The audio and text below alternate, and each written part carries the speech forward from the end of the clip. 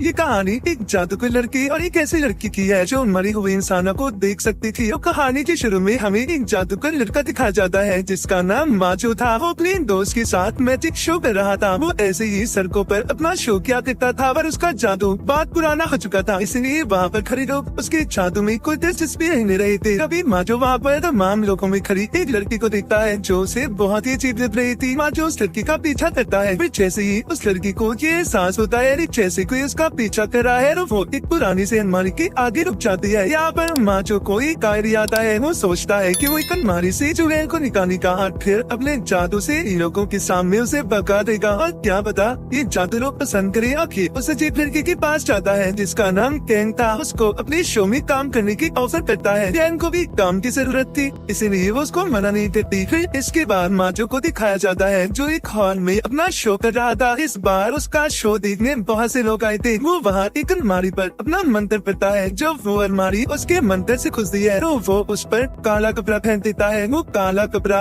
इन भूत का रूप लेकर हवा में उड़ने लगा था। माचो उस भूत से पूछता है तुम यहाँ पर क्या करने आए हो? वो कहता है अपनी मौत का बदला। यही इन लोगों के दरमियान में मेरा कातिल है। पर वहाँ पर शो देखने आए सभी लोग डरते थे। अब वो भूत एक लड़की की तरफ इशारा करता है। जैसे ही उसकी तरफ इशारा करता है काले कपड़े वाला भूत उसे पकड़ लेता है। अब वो भूत तो गायब हो गया था, पर वो लड़की उस कपड़े में ही बच जाती है। माचो फिर कुल्हाड़ी लाकर मंत्र पढ़ता है और फिर उस पर मारता है। वो कपड़े में लिपटी लड़की नीचे गिर गई थी। वो अलमारी भी बंद हो जाती है। माचो जब उस कपड़े को उठाता है तो वहाँ पर कोई लड़की नहीं थी। फिर पीछे से माचो के साथ ही आकर अलमारी को कपड़े से ढक देते हैं। जब माचो वो कपड़ा हटाता है तो वहाँ पर अलमारी तो गायब हो गई थी, पर ऑडियंस में बैठी लड़की सही सलामत वापस आ जाती है। लोगों को माचो का ये शो बहुत अच्छा लगा था। शो खत्म होने के बाद एन को देखते हैं जिसने उस गोस्ट का रोल प्ले किया था, यानी कि जो भूत आपने काले कपड़े का देखा था कोई और नहीं वो कैंडी थी। और ये सब माचो का ही प्लान था। और तो और जो लोगों के दरमियान में लड़की बैठी थी वो भी इन्हीं की टीम की मेंबर थी और माचो की बहुत अच्छी दोस्त थी। अब काम खत्म हो गया था और एन वहाँ से जाने लगती है। माचो से रोक कर कहता है सुनो मेरी बात सुनो, हम लोग सब बाहर जा रहे हैं या तुम हमारे साथ चलोगी? पर गैंग उसे मना कर देती है और घर चली जाती है। गैंग जब घर आती है तो अपनी मॉम से बात करती है, जहाँ पर हमें पता चलता है कि वो बिल्कुल अकेली रहती थी। आज उसका बर्थडे था। वो अकेली बैठकर केक खा रही थी। गैंग ने अपने घर में एक टेंट भी बनाया हुआ था जिसमें वो सोती थी क्योंकि उसका घर बहुत बड़ा था और उसे अकेले ऐसे सोने से डर लगता था। गैंग जब टेंट में सोनी चाहती है तो उसे महसूस हो रहा था कि जैसे उसकी टेंट की जिप कोई खोल रहा हो।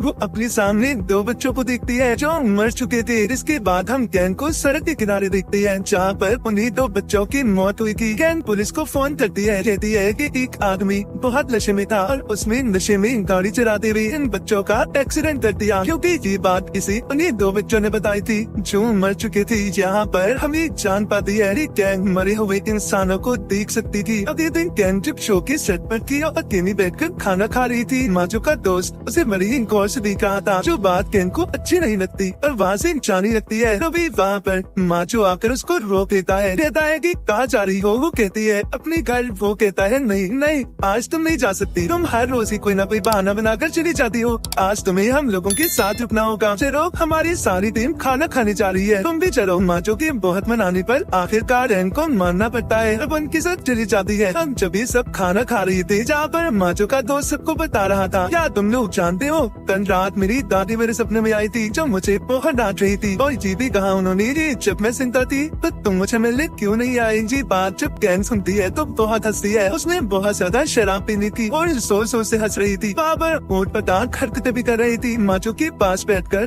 उसकी बहुत बेइज्जती करती है, कहती है मैंने तुम्हें मना किया था ना, तो मुझे यहाँ पर क्यों लेकर आई? माचो की शर्ट पकड़कर उसे फाड़ देती है, फिर सबसे माफी मांगती है और वहाँ से चली जाती है।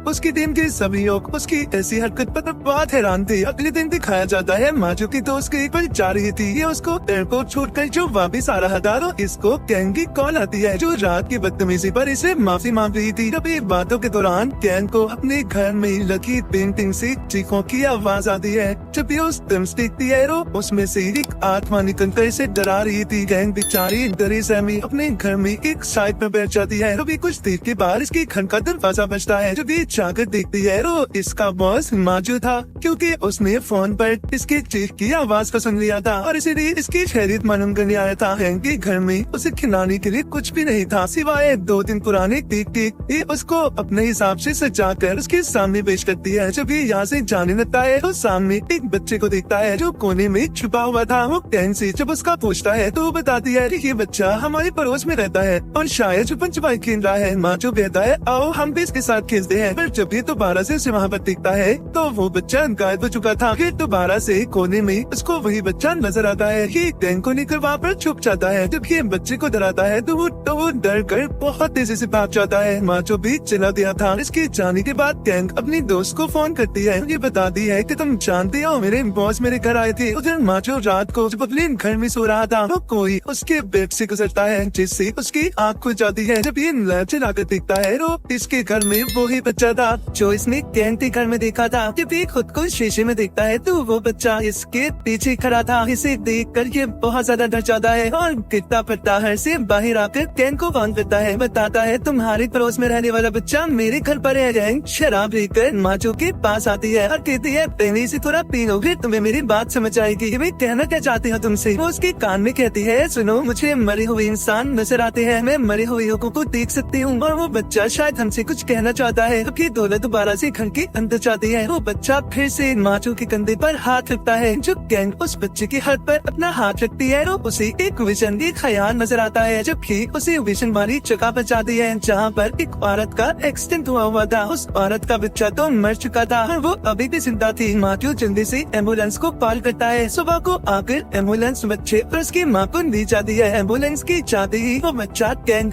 और माचो का शुक्रिया करता है कि उन्होंने उसकी माँ की जान बचाई और गायब हो जाता है। इसके बाद गैंग माचो को नदी के किनारे पर लेकर जाती है। उनसे बताती है कि तुम जानते हो कुछ सालों पहले मैं भी मर चुकी थी। मेरा मतलब मेरा सांस बंद हो गया था कुछ देर के लिए। जब स्कूल बस में जा रही थी तो मेरा एक्सीडेंट हो गया। मैं कुछ वक्त के लिए मर चुकी थी। मुझे तो किसी तरह बचा लिया गया। फिर मेरी बेस्ट फ्रेंड मर गई। उसके बाद मुझे अपनी दोस्त और बाकी मरे हुए लोगों के भूत दिखाई देने लगे। जिसके बाद सब लोग मुझसे दूर रहने लगे। यहाँ तक कि मेरी माँ और बहन ने भी मुझे अकेला छोड़ दिया। ये सब बताने के बाद कैन नदी के पास जाती है। अच्छी लाकर कहती है मेरी दोस्त तुम मुझे आखिर कब तक अकेला रख पाओगी। मेरे ऑनलाइन बहुत सारे दोस्त है और ये कैसे दूर करोगे मुझसे। दरअसल कैन की दोस्त का भूत उन लोगों को भी नजर आता था जो इसके साथ रहते थे और इसी डर की वजह से कैन के साथ कोई दिन नहीं रहना चाहता था। यहाँ पर माचो भी कहता है सस्ती चुड़ैल तुम मेरे होते कैन का कुछ नहीं बिगाड़ सकती। देखिए दोनों यहाँ से चले जाते हैं। अगले दिन कैन को माचो एक बार में जाते हैं जहाँ पर कैन फिर से बहुत ज्यादा शराब पी लेती है। माचो उसको घर छोड़ने का कहता है लेकिन वो अपने घर जाने से मना कर देती है। इसलिए माचो उसे अपने घर ले गया था। जब ये रात को सो रहे थे तो माचो के चेहरे पर पानी गिर रहा था जिससे उसकी आँख खुल जाती है। जब ये ऊपर की तरफ देखता है तो छत से रहती दोस्त की आत्मा थी जो इसे डरा रही थी। गैंग माचो की आंखों पर हाथ रख देती है। कहती है इस तरफ ध्यान मत दो, उसे मत देखो, वो चली जाएगी। पर माचो को बहुत डर लग रहा था इसलिए गैंग उसके लिए एक टेंट बनाती है। ये दोनों अब उसी टेंट पे सो गए थे। जब सुबह होती है तो यहाँ पर माचो की दोस्त आ जाती है जो काम के सिलसिले में थी पर गई हुई थी, जिसको माचो एयरपोर्ट छोड़ कर आया था। पर अब वो वापस आ चुकी थी। उसको ये सब देखकर बहुत गुस्सा आ रहा था। वो गैंग को बहुत बुरा भला कहती है। उससे कहती है मैं जानती हूँ तुम्हारा कोई दोस्त नहीं है, यहाँ तक कि तुम्हारी फैमिली भी नहीं, तो वे सब छोड़कर चले गए और अगर मैं तुम्हारी जगह होती हूँ तब की मर जाती। माचो उसकी बातें सुनकर उसे चुप होने का कहता है। गैंग को माचो की दोस्त की बातें बहुत बुरी लग रही थी। वो रोते हुए चली जाती है।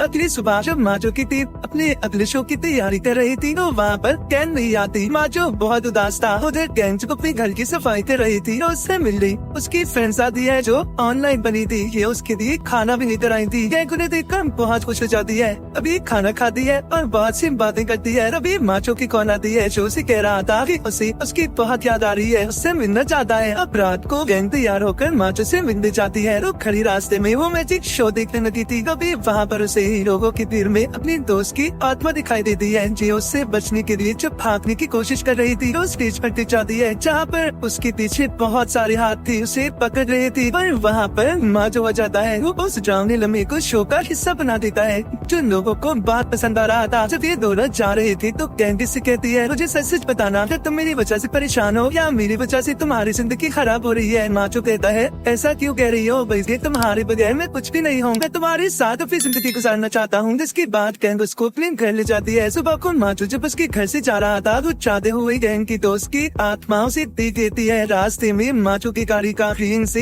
एक्सीडेंट हो जाता है और वो बच गया था। हैरानी वाली बात ये थी कि ट्रेन के अंदर कोई ड्राइवर नहीं था। जब माचो बचकर बाहर आता है वो एक बहुत बड़ा साइन बोर्ड आकर उस पर गिर गया था। उधर गैंग जब अपने घर की सफाई कर रही थी तो उसे एक लॉकेट मिलता है जो उसके दोस्त का था। ये उस लॉकेट को लेकर हॉल में जाती है जहाँ पर माचो पर फोन कर रहा था, अपना जादू दिखा रहा था। इसलिए वो जादू देखने वाले लोगों के दरमियान भी बैठ जाती है। जब अलमारी खुलती है तो उसमें से काले कपड़े वाला भूत निकलता है। जब माचो उससे उसके खाते का पूछता है तो वो पहनी तो कहीं और इशारा करती है। पर बाद में वो गैंग की तरफ इशारा करके उसे अपने साथ अलमारी में ले जाती है। सब लोग बहुत ज्यादा डर जाते हैं क्योंकि ये जादू उनके शो का हिस्सा नहीं था। सब लोग हैरान थे। माचो जब अलमारी को खोलता है तो उसमें रैंक पानी की एक एक्वेरियम में बंद थी जो उसको निकालने की कोशिश कर रहा था। जब वो एक कुल्हाड़ी लेकर एक्वेरियम को तोड़ने की कोशिश करता है तो वो हवा में उड़कर नीचे गिर जाता है और बेहोश हो गया था। जब गैंग एक्वेरियम में थी तो नॉकेट निकाल कर अपनी दोस्त को देने लगती है। यही सी कहानी चली जाती है उस दिन पर जब गैंग की स्कूल बस का एक्सीडेंट हुआ था। दरअसल गैंग और उसकी दोस्त बहुत अच्छी फ्रेंड्स थी। गैंग की दोस्त के पास ही लॉकेट था जो कीमती होने के साथ साथ उसकी दादी की निशानी थी। पर गैंग भी इस लॉकेट को बहुत पसंद करती थी। वो थोड़ी देर के लिए अपनी दोस्त से उसे पहनने के लिए कहती है। जैसे ही ये उस लॉकेट को पहनती है तभी बस का एक्सीडेंट हो गया था। सभी बच्चे नदी में गिर गए थे। रेस्क्यू टीम जब इन्हें बाहर निकालती है तो परेशान थी कि किसका इलाज पहले किया जाए क्योंकि इस वक्त वो सिर्फ एक इंसान की जान बचा सकते थे। जब वो गैंग के गले में हाथ देखते हैं तो समझ आते हैं कि किसी अमीर करती है पर किसी ने पहले उसकी जान बचा दी है। पर गैंग की दोस्त मर चुकी थी। फिर जब गैंग को हॉस्पिटल में जाता है तो डॉक्टर्स ने वो लॉकेट उतारकर गैंग की मॉम को दे दिया था। वो उसे रखकर खोल गई और अब इस लॉकेट की वजह से गैंग की दोस्त उसके पीछे थी। उसकी आत्मा भटक रही थी। हम दोबारा से प्रेजेंट मौजूदा सीन देखते हैं जहाँ पर गैंग अपनी दोस्त को लॉकेट पहना देती है। जैसे ही वो लॉकेट पहनाती है वो एक्वेरियम से बाहर आ गई थी पर माचो अभी भी बेहोश था। इन दोनों को हॉस्पिटल ले जाता है। वो जब होश में आकर माचो की ऐसी हालत देखती है तो उससे दूर जाने का फैसला करती है। लेकिन होश में आने के बाद जब ये बात माचो को पता चलती है तो वो उसको फोन कर बहुत रोकता है और रोने लगता है पर गैंग नहीं रुकती। अब जब गैंग की शहर छोड़कर जा रही थी